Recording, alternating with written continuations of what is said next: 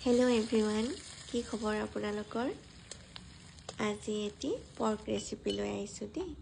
এয়া চাওক, ধুনীয়াকৈ তেলখিনি দি ল'লোঁ।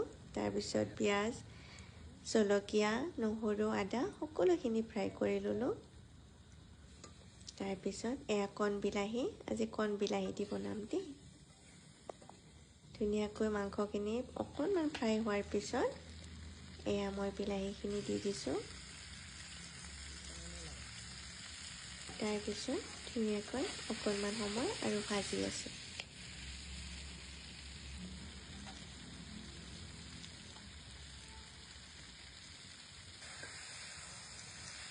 এনেই মোৰ বেছি পৰ্ক বনোৱা নাযায়। যেতিয়া হাজবেণ্ড আহে তেতিয়া তেওঁ ভাল পায় কাৰণে সেইকেইদিন প্ৰায় বনাওঁৱেই আৰু।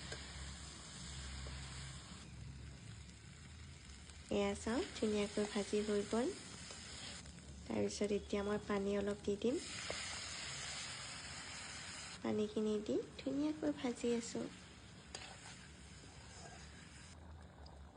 এয়া অলপ বেছিকৈ পানী দিয়াৰ পিছত এয়া ধুনীয়াকৈ উতলিব ধৰিছে।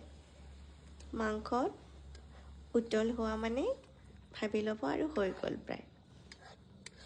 এয়া হৈয়ে গ'ল। আজিলৈ আহিছোঁ। Good night.